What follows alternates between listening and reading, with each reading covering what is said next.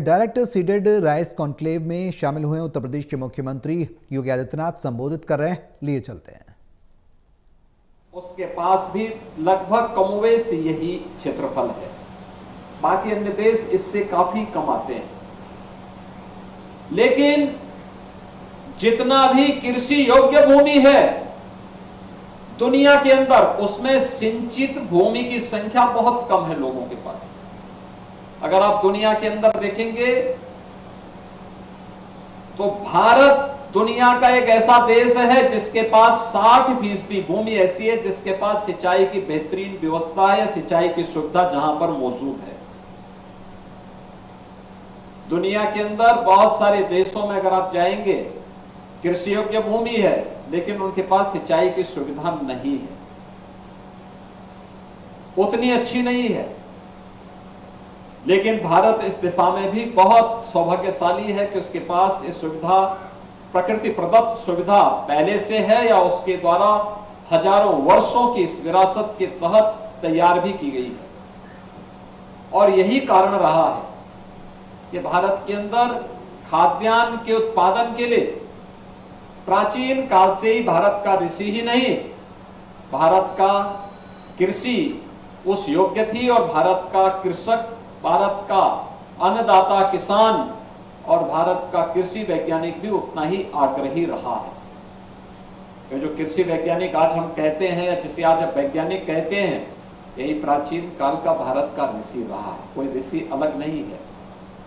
जो ज्ञान की धरोहर जिसके पास मौजूद है किसी भी क्षेत्र की, और केवल ज्ञान विज्ञान का ही नहीं है, वो एग्रीकल्चर के फील्ड में हो सकता है, शिक्षा के क्षेत्र में, स्वास्थ्य के क्षेत्र में, जीवन के किसी भी क्षेत्र में जो कुछ अलग से दे रहा है, लीक से हट करके कुछ नया दे रहा है, वही ऋषि है।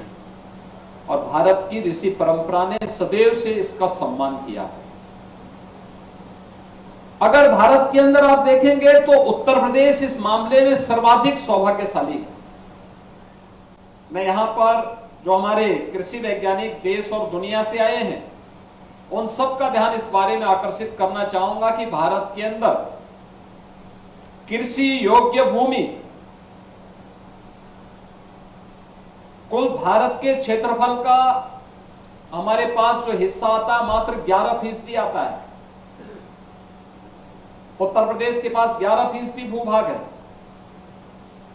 और भारत की 17% जनसंख्या इसमें निवास भी करती है। 25 करोड़ की आबादी अकेले उत्तर प्रदेश में निवास करती है, लेकिन उत्तर प्रदेश इस 11% भूमि में देश का कुल खाद्यान्न का 21% उत्पादन करता है। भारत के खाद्यान्न उत्पादन का 21% योगदान अकेले उत्तर प्रदेश करता है।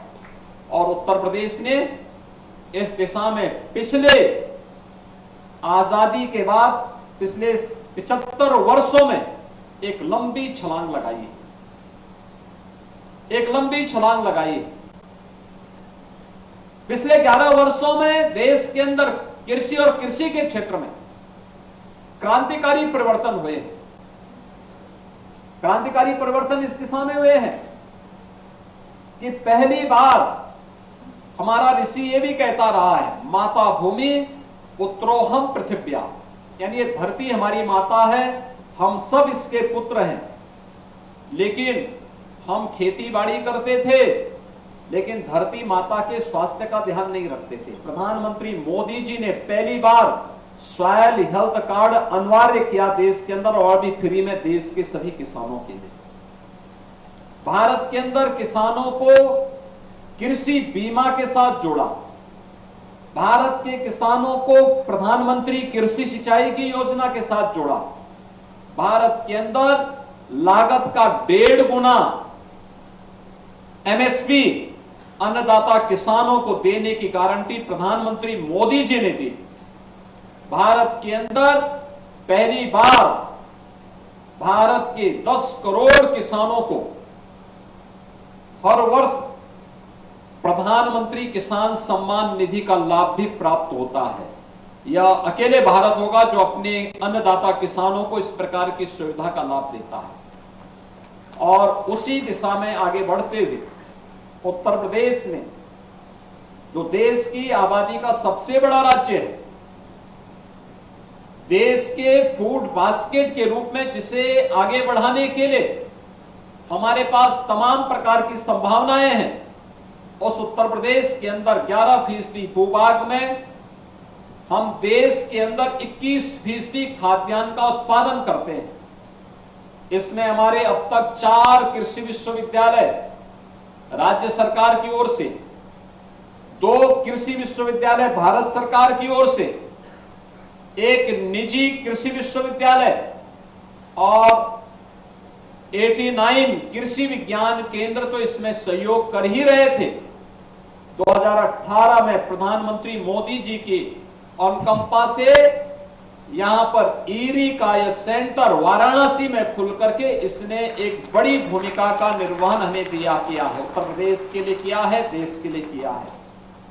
मैं देखता हूं डॉक्टर सुधांशु लगातार किस फील्ड में क्या काम हो रहा है, राइस के लिए कौन सी नई वैरायटी उपयोगी हो सकती है, क्लाइमेट चेंज के इस दौर में हम कौन सी वैरायटी को लें और कौन सी उपयोगी हो सकती है, इन सब के बारे में निरंतर कार्य कर रहे हैं और उसका लाभ उत्तर प्रदेश के हमारे कृषि वैज्ञानिकों के साथ साथ कृषि संस्थानों को और उत्तर प्रदेश के विभिन्न संस्थानों के साथ साथ देश के तमाम कृषि संस्थानों को इसका लाभ हमें वर्तमान में प्राप्त हो रहा है।